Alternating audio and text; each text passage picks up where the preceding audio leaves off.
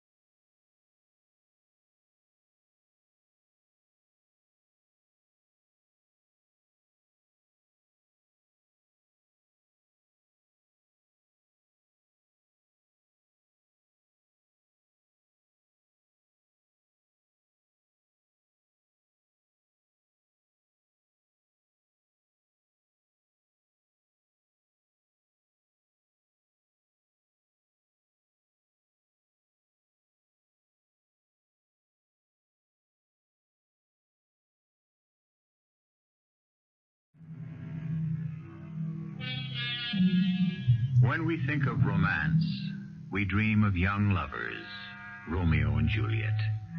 Who wants to know about men and women who grow old together in contentment and tranquility? Give us the flaming passion of youth. That is what our story is all about. That thwack you hear is the sound of a large knife with a needle point and a murderous edge being thrown against a board by Professor Raoul Delacroix. Standing against the board is Mademoiselle Fifi, charming young lady with the face of an angel and the nerve of a devil, because the professor, from a distance of 30 feet, is outlining her body with those deadly knives of his.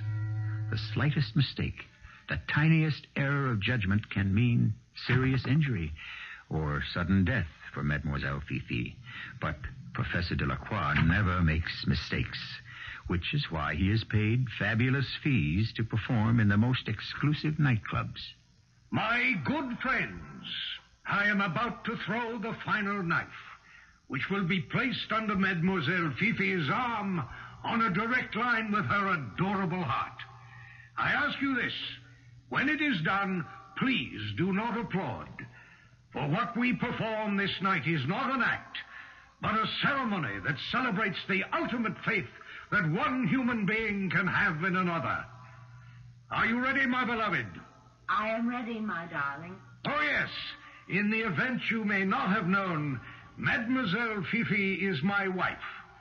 And so, now. I didn't applaud, nor did anyone else in that audience. We watched that shiny, murderous knife spin easily from his fingers, describe a graceful arc, and come to rest, quivering in the board as close to her body as it could get, without piercing skin or drawing blood. We sat in shocked silence as we might in a church. In silence and in awe, not only of his almost supernatural skill, but also because of the smile on her face, the almost supremely confident smile I have ever seen. My name is Mark Harrison, and my entire life has been changed just because I happened to see a knife thrower's act in an expensive night spot. And now I'm trying to make it all come together. Morning, Mother. Are you just getting down to breakfast, Mark? I must have overslept. Well, you'll be late for work again. I suppose so. Really, Mark, you own the plant. You should set an example. Mother, I don't know the first thing about business. I don't care to learn, and as long as we have competent people running the place for us, we'll be fine. Oh, how I wish you'd get married. I don't know anyone. Nonsense. You know plenty of women. Yeah, none of them are what I'm looking for. Oh, Oh, we've arrived at that stage of the conversation. You say you haven't found what you're looking for, and I ask, what are you looking for? And you answer, you don't know. And we go round and round with that for a while. Well, the fact is, I do know what I'm looking for. Oh? When did this happen? Last night. You mean you met the girl you want to marry? No, not exactly, but I did meet the kind of a girl I want to marry. Well, that's progress. Who's the girl? Mademoiselle Fifi. Mademoiselle Fifi? Yes, there's a knife throwers act at the Gilded Cage. He is Professor Delacroix. Mademoiselle Fifi is the target. Oh, I think those things are gruesome. It's an art. A positive art. The way he places those knives. Mark, I wouldn't be able to look. She stands there. Her life is in his hand. I would imagine so. The smallest mistake... Personally, I think the girl is rather stupid to flirt with death. Why? She trusts him. That's the understatement of the week. It is complete, unquestioning trust. It's absolute conviction. There's something so innocent about it. Something so pure. Yes? What I saw last night actually touched me to the very depth of my soul. Oh, come, Mark. How else can I put it? That's what happened. That's how I felt. Two people so deeply in love, and each evening that love must hold a confrontation with death. Why does she do it? It must be glorious to love like that. It must be terrible to love like that. Well, make up your mind. It's the only way I could ever love. I wish you'd get married and get rid of all that romantic nonsense. Those two people... Those two, indeed. A glorified sideshow performer and a neurotic girl. Oh, Mother, how can you call her that? She flirts with death. Why? That night, and every night, I went to the Gilded Cage. And I sat there, breathless, in a state... How else can I say it? Delicious terror as the lethal knives flew through the air and came to rest against, but not in her body, forming a deadly halo around her head, a lethal collar around her neck. Finally, one evening, scarcely knowing what I was doing, I found myself backstage at Monsieur Delacroix's dressing room door. How I got there, I could never tell you. I'm basically a very shy person, but there I was. And before I knew it, I had knocked on the door, and it opened. Yes? Oh, it's you, Mr. Mark Harrison. Please come in. You know my name? Of course. How? Sit down. Have a drink. Phoebe, Mark is here. How wonderful. Oh, she's in the other room, changing. How did you know? How did I know your name? Very simple, my friend. I asked. Why would you ask? I can't imagine why you should want to know who I am or care for that matter. Why have you come to see me? Oh, because I've never been so moved by a performance. I had to pay my respect to a great artist and also to a great artiste. Yes. Thank you. But I still don't understand why you should want to find out who I am. These past several weeks, you have become a person of great importance. I have. To me. But why? How? A performer thrills an audience. Oh, yes. But it must be a two-way street. You see, the performer is nourished by the audience. My creative engine runs on electricity.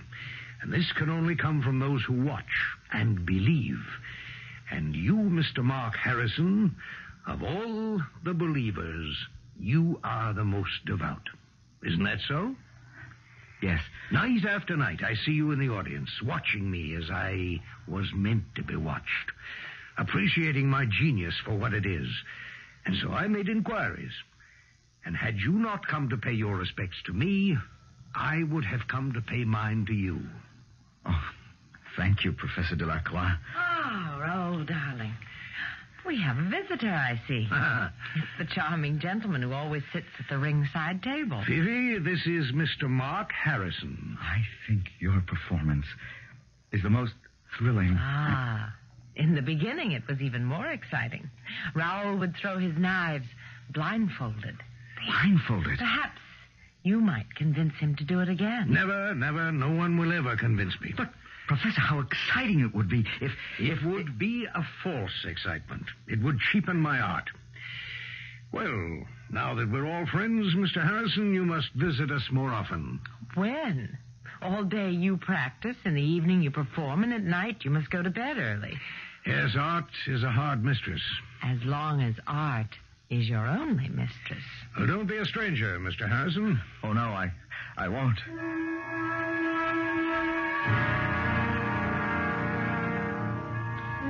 Good evening, Mother. Oh, dear.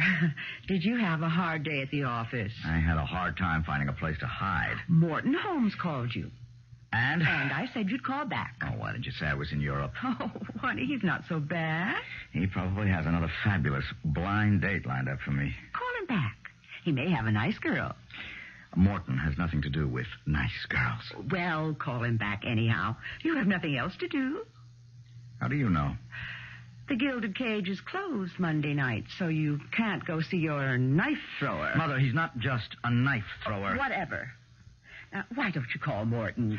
I have a better idea. Why don't I just take you to the opera? I happen to have a date. I'm afraid it's Morton or nothing. I can stay home and read. Oh, come, Mark. Please go out. Meet people. All right. But Morton is the biggest waste of time. Then you should make other friends. Yes, I suppose so, of course. Hello? Morton? Hey, Mark, it's you, buddy. Listen, save my life, will you? I'd rather not. On the level, listen, Sally has a friend. Spare me from Sally's friends. How do you know, Mark? She may be nice. Morton, I'm, Don't say you're busy. Your mother already told me you weren't doing anything. Now, listen, Listen, this is the cutest gal you ever saw in your life. Yeah, I've heard that build up before. She's French. I mean, she speaks perfect English, but oh la la. Oh, look, Morton, the fact is I have a headache. She's dying to go out with you. Is that a fact? Why? Well, she says she knows you. She knows me? Mark, what have you been keeping from me? Mother, will you stop it? And you know her. Morton, I don't know what you're talking about. Well, now, if you're an experienced listener, you know what Morton's talking about. Or do you? Who can this girl be? And when Mark says to Morton, I don't know what you're talking about, does he really mean, I don't want to know what you're talking about? We have a prodigious amount of work to get done in the second act. Truth, as they say, is stranger than fiction. But why is everybody intrigued by that concept? What's so surprising about it? Fiction, after all, is predictable because it must follow strict laws of form. You who listen to our stories expect us to abide by certain set rules and conventions. Truth, on the other hand, has no restrictions. It can meander about as it pleases without being beholden to anybody and get itself into the strangest situations. Well, what we're telling you is a true story. The girls are waiting for us here in Sally's apartment. You're in for the surprise of your life, Mark. Ah, hello. Hello, Fifi. You know Mark? Of course I know Mark. Oh, Sally's inside putting on her makeup. Oh, why don't I go and check on her? A splendid idea. Well, hello. It can't be you. Here, touch me. I'm real. What are you doing here? And what are you doing here? To answer both our questions, I want to have a little amusement, and so do you. But you're married. No, you're a funny man, but I like you. I'm afraid I don't understand. Oh, come. You want me. You wanted me from the first moment you saw me in the Gilded Cage. That's why you kept coming back every night. No. I said to my friend Sally, do you know this young man? And she said, oh, he's a friend of a friend. So, why are we standing here? I don't really think that... Why don't you kiss me? Oh, You want to kiss me, don't you? Look, I feel... I mean... I have definite ideas about what's right and what's... And still, you came here. I didn't know it would be you. Oh, yes, you did. You knew it would be me. No, that's not true. Oh, it's true. And something else is also true. There can only be one moment like this. One moment when I feel this way. One moment when I want you more than anything or anyone in the world. If this moment passes, it may never return. But take me in your arms now. This minute. I couldn't help myself. I'd never felt that way in my life. This girl, this woman, she overwhelmed me. It's the only word I can think of. Suddenly I had no will of my own, no mind of my own. Everything was overcome by the desire to hold her, to possess her. She became the whole world. Another cup of coffee? Oh, no thanks, Mother. I'll be late for work. Oh, late for work. Tell me, how is your affair coming? Affair?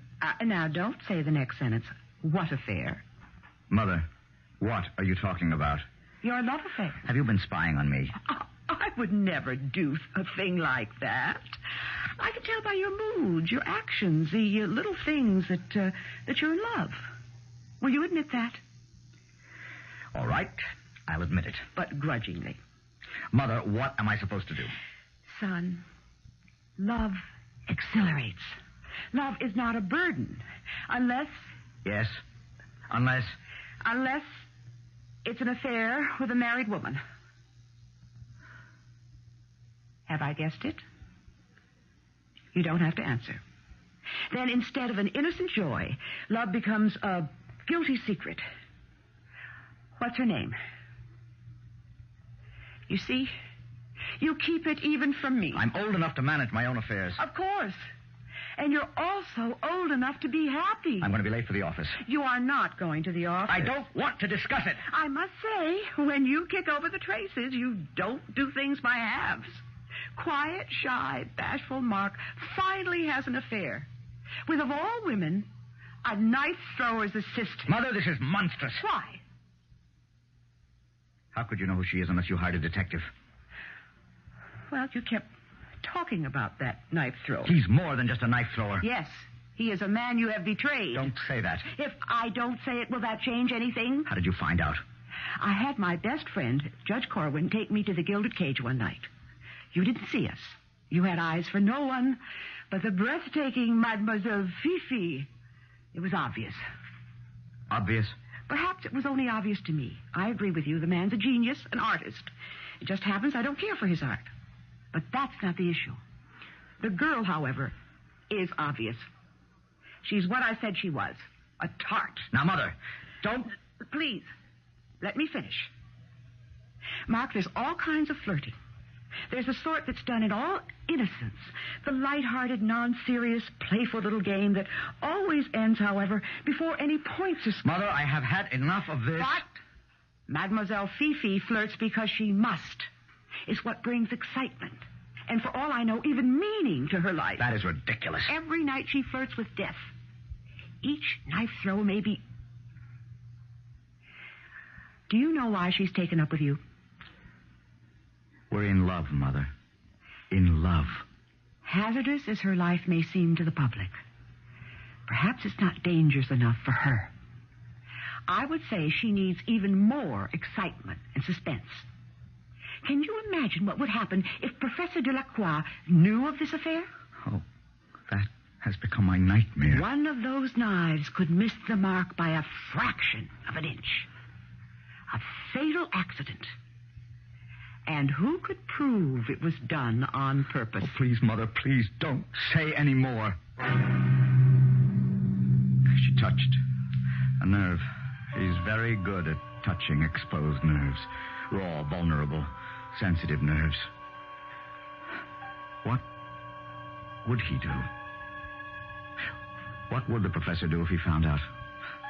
I hardly have to guess. He's a proud man, a man of honor, great dignity. Should I even have to ask myself? he would kill us both. And the terrible thing, the awful situation was I was in love with her. And he had become my best friend. Mark, my boy, the world is divided into two camps. The charlatans and the artists. But not everyone has skills or talents. True. But everyone who lives has life. And life is the greatest art of all. Without the audience that understands and enjoys, there is no art. How can there be? You understand the true meaning of what I do. You appreciate the incredible coordination. Doesn't everybody? No. To many, it's a trick. Oh, how can it be a trick? It's being done in the open for all to see. Ask and listen to what so many people say. They think it's done with mirrors, or it's done with magnets. Oh, that's ridiculous. But that's what they think. Why do you suppose I refuse to use a blindfold? Do you think it makes a difference to me? Of course not.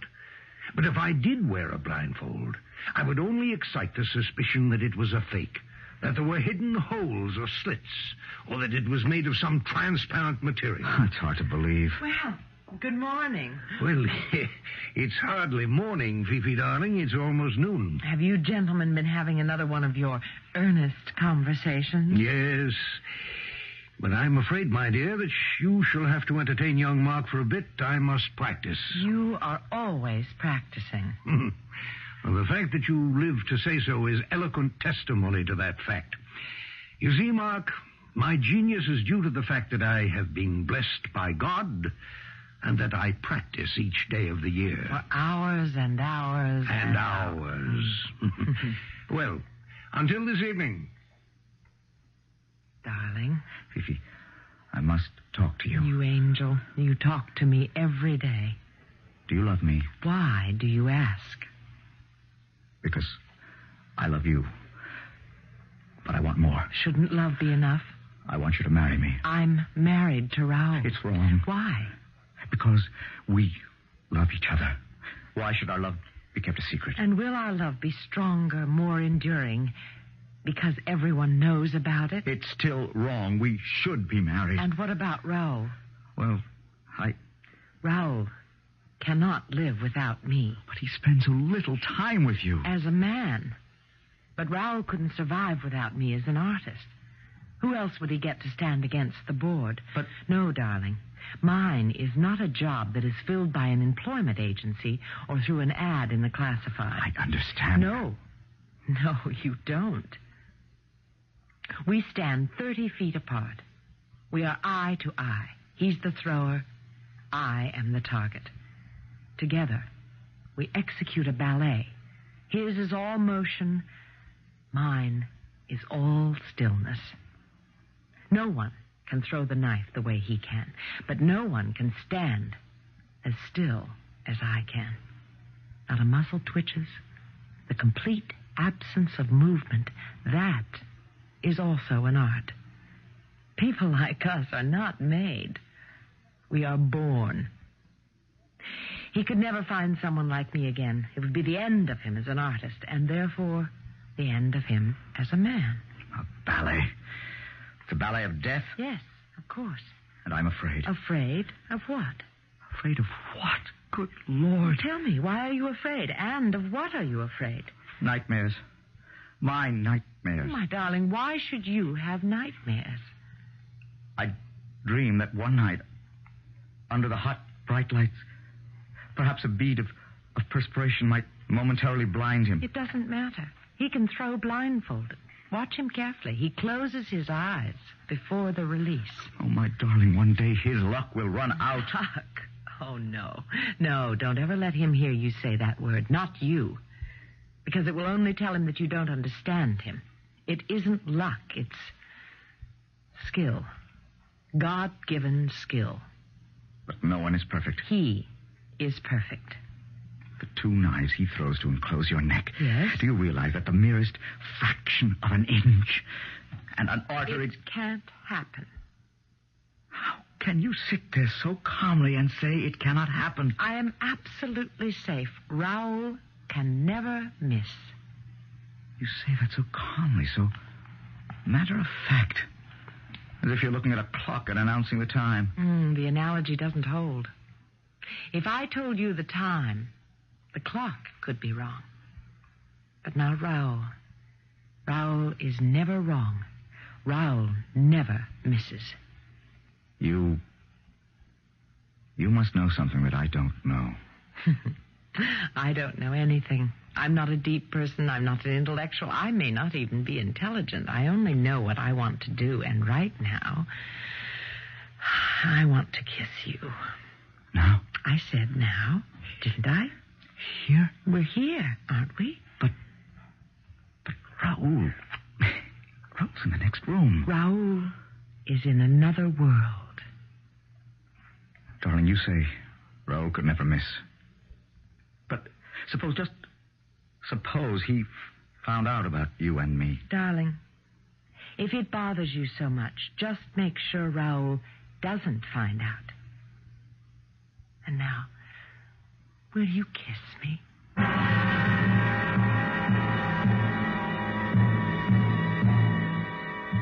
Well, admit it now. We have a rather cool young lady on our hands. It would be difficult to imagine a woman, young or old, with that much, as the French would say, sang-froid, cold blood, which is a perplexing situation since she seems to have so much hot blood when she's in Mark's arms. She's so sure of herself and of her husband. But why? The entire third act is dedicated to that question. We have been presenting for your edification, or mystification, a young lady named Mademoiselle Fifi. She is the wife of Professor Raoul Delacroix. She is also the mistress of Mr. Mark Harrison. This would hardly be an unusual situation if Professor Delacroix were some musty, dry-as-dust old pedagogue. Not so. Our professor is a handsome, vigorous man of 40. He is also a professional knife thrower. She acts as his target. Wouldn't you suppose that she should be the last woman in the world to be unfaithful to her husband? Will I see you tomorrow, Mark, darling? I cannot keep coming here every day. What will your husband think? Why are you so worried about Raoul? The way you ask that question, one would never believe that Raoul holds your life in his hands every evening. If I keep coming here every day, won't Raoul become suspicious? I don't think so. The way you say that. The way you smile when you say that, it's too much for me. If I'm too much for you, maybe you'd better not see me anymore. Yes, maybe I'd better not. Very well. Goodbye. That's best. It's best for both of us. For all three of us, because it can only end in disaster. Mark, if you want to leave me, you only have to say goodbye. There's no need for a great farewell speech. There's the door. Goodbye. Goodbye. Well, why are you still standing there? I can't leave you. I love you. It's wrong, but I love you. Then take me in your arms. Good morning, Mark. Oh, good morning, Mother. Some breakfast? Just coffee. Oh, Mark, you look terrible. Thank you. But you don't sleep nights. Maybe I have insomnia. Maybe you have a guilty conscience. Why don't we change the subject? You've already made your position clear. Do we have to go through it again? Yes. I know what I'm doing is wrong, but I can't help myself. I try to break off with her. Every time I see her, I say, this must be the last time. I must end it. Well, why don't you? I understand now, and only now, why and how a man could abandon his family, deceive his employer, even betray his country for a woman. Oh, Mark, Aren't you romanticizing? Don't say that, Mother. Or we'll never be able to talk to each other again. It's how I feel. Let me introduce a new complication. Yesterday afternoon, the two of you were having lunch, tete-a-tete, at an out-of-the-way country restaurant and motel near the turnpike. Why are you having me followed? That is unworthy of you, Mark. The fact was reported to me by an old friend who happened to be lunching there himself. Very well. I'm sure we can count on his discretion. The trouble is, it's not the first I've heard of it. Word is getting around. Gossip is being started. I know. You know. I suspect it would be. And the professor? Well, you don't know him. He lives in an ivory tower. Perhaps, Mark. But sooner or later he will have to find out. There are enough malicious people in this world who will make sure. Yes, Mother, I know that. Then put a stop to it. I can't. Then reconcile yourself. Accept the fact that you will be the cause of her death. You're right, Mother. I will have to give her up. Yes, I'm giving her up. How easy it was to say it. How difficult to do it. I didn't go to the club at night. I didn't visit the De La Croix by day. I did the only thing that would work. I stayed away. And I did it for a whole week. But and I knew, come what may, I couldn't do it any longer. And so late one morning, despite every honest attempt and sincere desire to stop myself...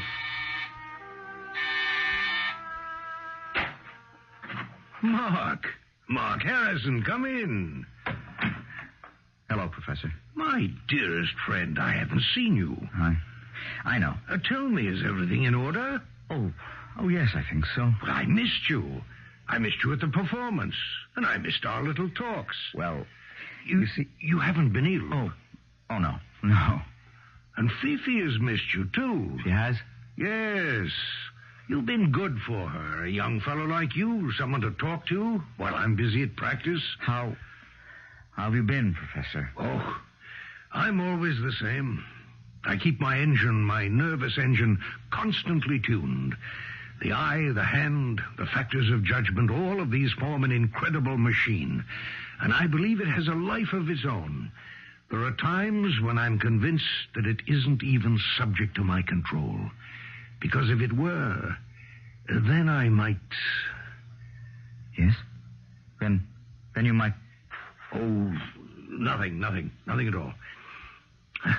Perhaps someday I can tell you. Well, Fifi will be so sorry she missed you. Isn't she home? No. She said something about...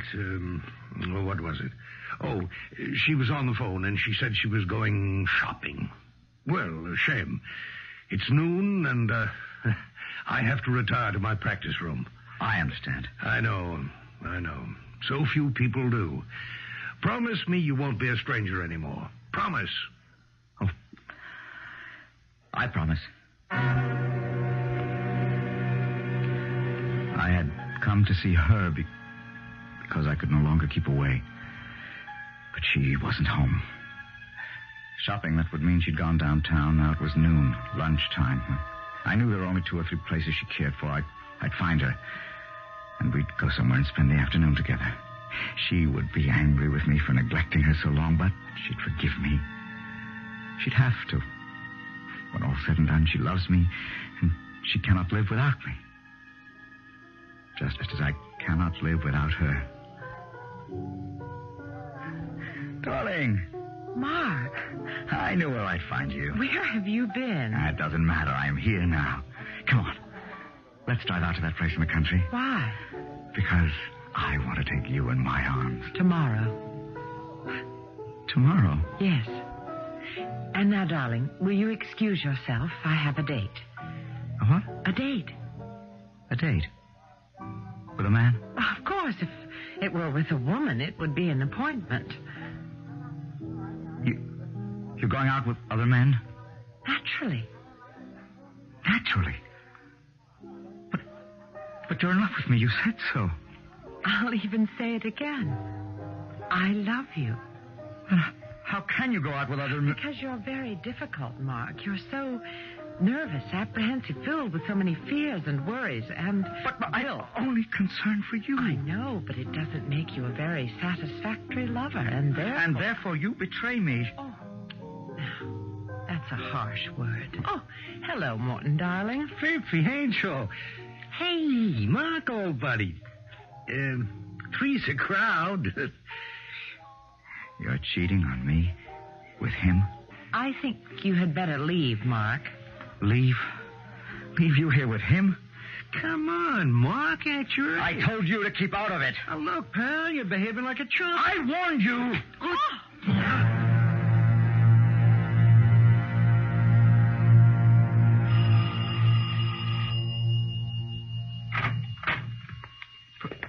Professor. Hello, Mark. May I come in? Well, of course, sure. Won't you sit down? I've come here to your home to thank you. Thank me? Why would you want to thank me? Come now, Mark. It's in the open at last. It's in the open between us. Oh, Professor, please. Please allow me to tell you, I couldn't help myself. No. Let me talk. You're bold, gallant, and a true devoted friend. Professor... You walked into that restaurant. You saw them sitting there. It was obviously a rendezvous, a tete-a-tete. You could see they were lovers. Professor, you must allow me to tell you the truth. And because you are my loyal friend, you became enraged at her dishonesty, her unfaithfulness, and so you attacked him. What? Is that what you think? Poor Mark. If only you had known the truth.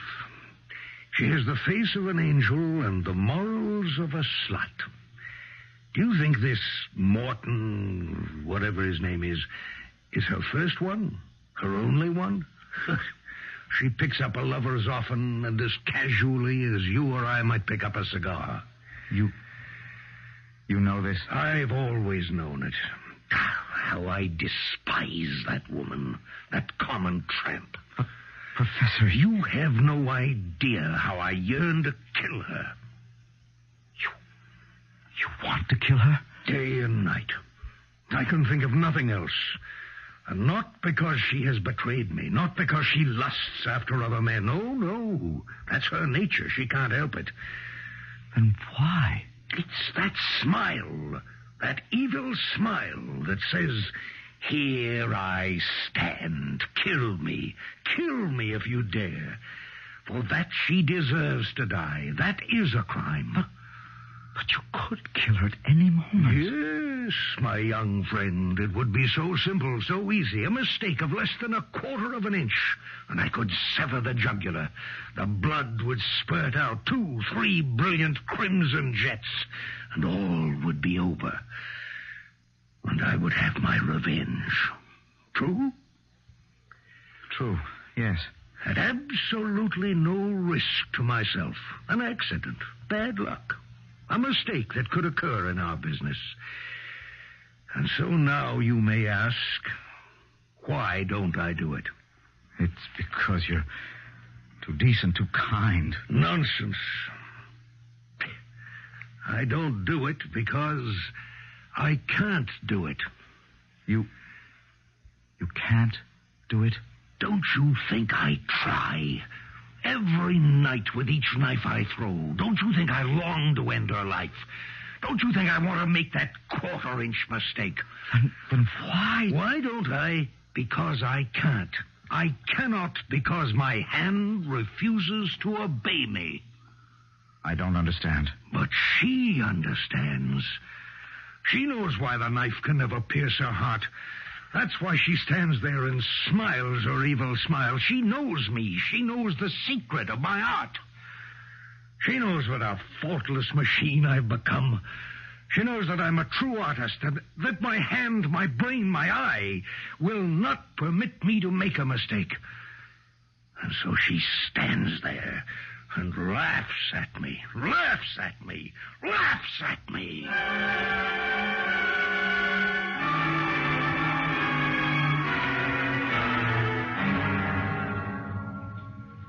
That night, I went to the gilded cage. I watched Fifi smile, and I saw the agony on Raoul's face. Suddenly, I could no longer look at the act. Instead, I let my eyes roam around the room. And here and there I saw men sitting at tables, and they weren't looking either. And then I knew. I knew that they too were in on the secret. And that all of us were members of a club.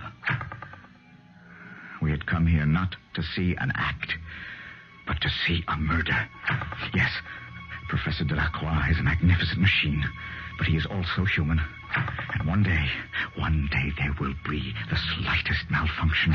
The machine will make the slightest miscalculation. It only needs what?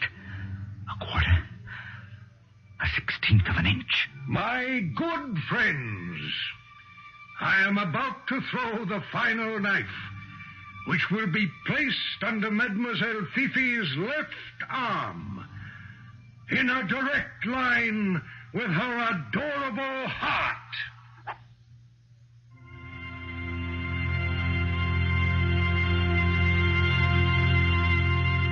The final knife. Will it be this one? This is what the members of the club have come to see. Well, if you were told that there was going to be a murder at such and such a time, at such and such a place, and absolutely nothing could be done to stop it, would you go to see it?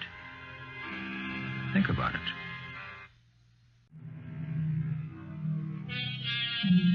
We have been listening to a story about possession. Possession seems to be a popular topic for entertainment these days, but it's somewhat misunderstood. We tend to think of possession as the intrusion of demons or devils into our body or soul. But actually, each one of us is possessed. We are possessed by what we are, by how we have been trained.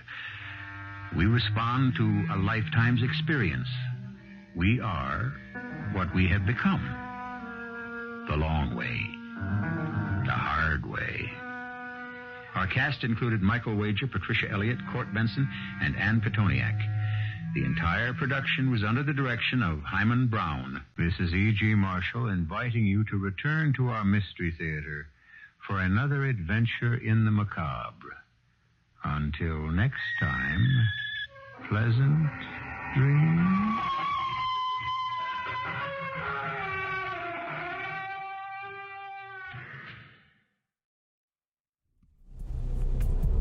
Enjoy this episode of CBS Radio Mystery Theater. If you've enjoyed this and want